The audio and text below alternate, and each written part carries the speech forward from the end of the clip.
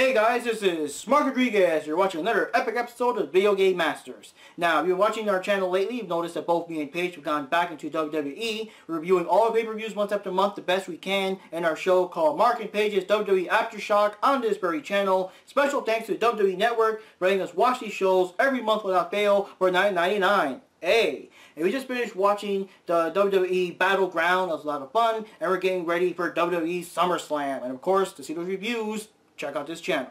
But today, we're going to go back in time though. We're going to go back in the time of the late 80s, early 90s, back when wrestlers like Hulk Hogan and The Undertaker were still in their prime. Back in the day of the Macho Man Randy Savage, ooh yeah, and the Ultimate Warrior. Back when the SNES and Genesis were still around, and back when WWF was still called WWF. So now we're going to start it off with the Genesis version of Super Wrestlemania. Now, to be fair, the first official 16-bit WWF game was Super Wrestlemania for the Super Nintendo, though. So we're going to take a quick look at that and compare it to the Genesis version. Let's have a look.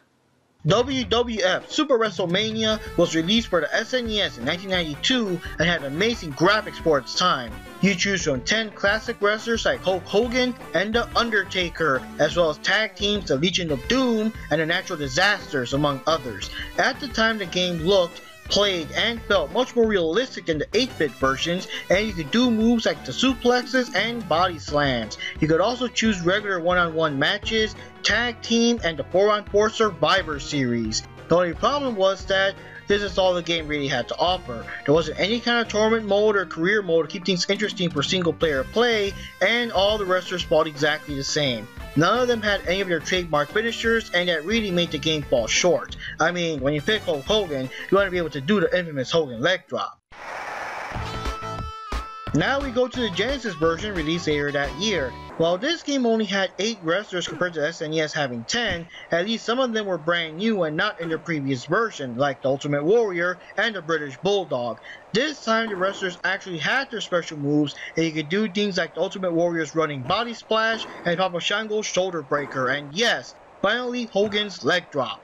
This game also features a WWF Championship mode that you fight your way to become the champ or the tag team champs to give this game some replay value. Unfortunately, the game suffers a lot from Genesis limitations. The controls are not as responsive as they should be. I actually had to go back to play the games like Streets of Rage and such to make sure my controllers are still working right.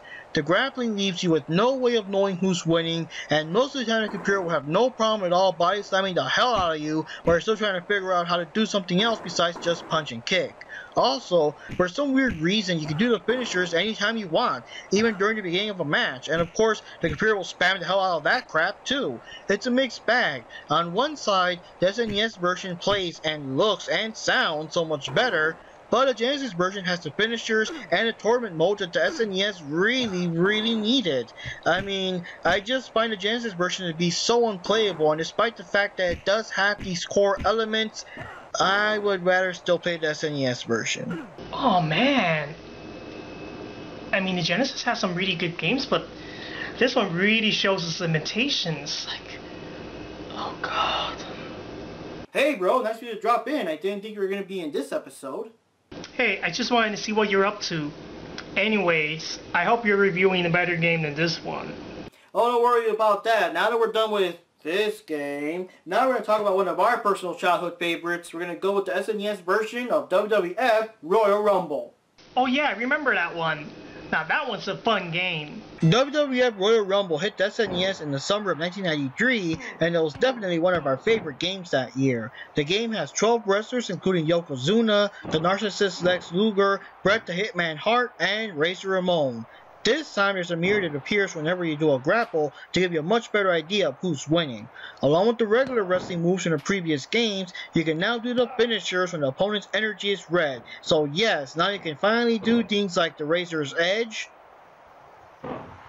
the Sharpshooter, and the Tombstone Piledriver to make the superstars really shine. This game also allows you to cheat. If you accidentally, or purposely, knock out the referee for a few moments, you can choke or eye gouge your opponent until he gets back up again. You can also slip out of the ring and hit your opponent with a steel chair.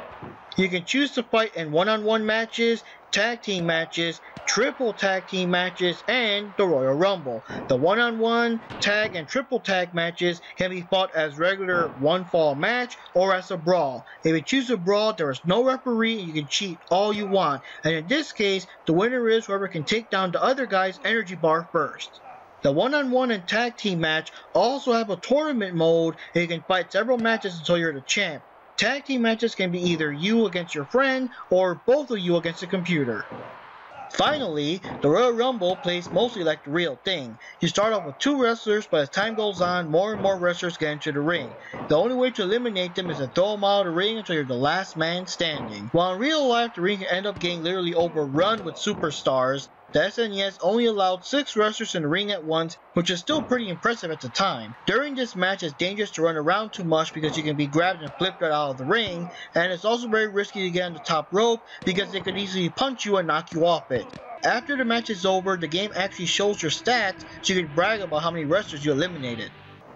Royal Rumble was a lot of fun, and we just played the hell out of it for hours and hours on end. This game hit when Johnny and I were huge into WWF, and Razor Ramon and Yokozuna were brand new and already big hits with the WWF at the time, so it's just awesome having them in the game. The graphics are good for what they were at the time, and it's fun seeing details in the crowd like Bobby the Brain Heenan as a sportscaster. Little details did look a little bit off though. It did look kind of weird seeing Razor Ramon being completely clean shaven, and Yokozuna only looks a little chubby compared to everyone else instead of being an all-out sumo wrestler. Though to be fair, it would have been a very unfair advantage if he did take his weight into consideration. After all, at the particular time, only Lex Luger was able to body slam him, and Crush was only able to pick him up about halfway. It's really hard for me to take off the nostalgia goggles for this one. I just don't really see all that too many faults in the game. Possibly more detail for the wrestlers, better sound effects, more voices, things like that. I mean, this was still a 16-bit era, and you couldn't really expect them to fit all 12 guys in the ring at once, and somehow this game still makes the Royal Rumble feel pretty hectic with only 6 guys in the ring with hardly any slowdown. Quite frankly, back in 1993, this was as good as it got if you were a WWF fan. Well, my thoughts about Royal Rumble, I thought that was a pretty good game. It had decent graphics, it had great gameplay. It had like the most popular wrestlers at the time, and it has really good like soundtrack for the SNES quality. I think the graphics are really good. I mean, I remember that even the first Super WrestleMania, I liked how the graphics looked, and then this one looks much better, and it's definitely plays much faster than Super WrestleMania. The only thing I did not like about the game in particular is that the voices, they're very limited. It's just like like I know it's SNES, and I know that, you know, they want to save as much megs they can, but it's still kind of, I don't know. That's the only gripe I have about the game. One last thing about the game I want to mention from our own personal experience is how the SNES controllers, or at least our SNES controllers, suffered a lot during the button mashing required to win whenever you're locked in the grapple. All the finishers are done using the R button in different situations depending on what wrestler you use and what move they have. For example, the Macho Man's flying elbow drop, you press R when he's on the top rope, or the leg lock moves, you press R near the opponent's legs when they're on the ground. But for some moves like the Tombstone Pile Driver and the Perfect Plex, you have to win the grapple using mostly the R button, which is a button that a certain someone mashed to death. Hey, I was a kid back then.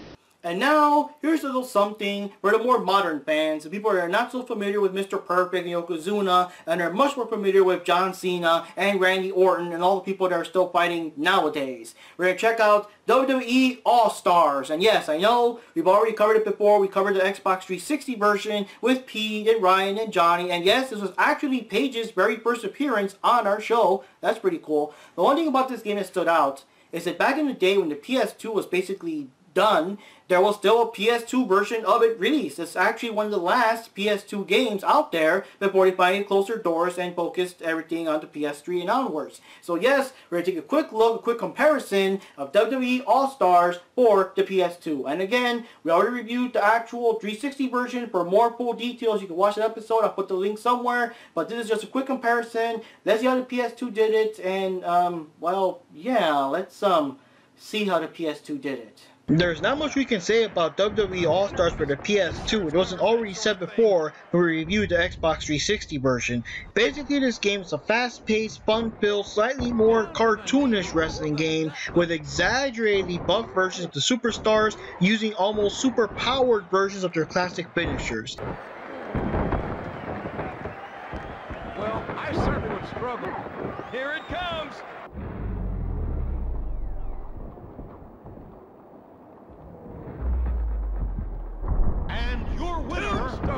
My God! The roster mixes new and old, so you have classics like Hulk Hogan and the Macho Man Randy Savage facing off against more current wrestlers like John Cena and Sheamus. And yes, you can finally have the Big Show fight against Andre the Giant. What you need to know about this game though is that despite the game having one-on-one, triple threat, fatal four-ways, even a steel cage match, it doesn't have a traditional tag team match. And the main reason I believe is because this game is all about insane action, not about you just sitting around waiting for your guy to tag you back into the match. The PS2 version, well, it did the best it could. Obviously, all the graphics and sounds and stuff were not the same, and the extra sense of impact from the finishers were lost when compared to the Xbox 360 and the PS3 versions. But what really got me was the sound effects. The game left out the audience cheering and everything from the newer consoles, and all you're left with are these really generic sounding, boxed in sounding, and muffled grunts and groans. It is very weird because audio commentary is very clear. It just clashes with the very lame sounds coming from the wrestlers themselves. Of course, another thing we can't really avoid is that compared to the Xbox 360 and the PS3, there's no extra DLC wrestlers in this game. I mean, you can unlock some, but you can't get all the DLC exclusives, but we really can't hold that against the PS2.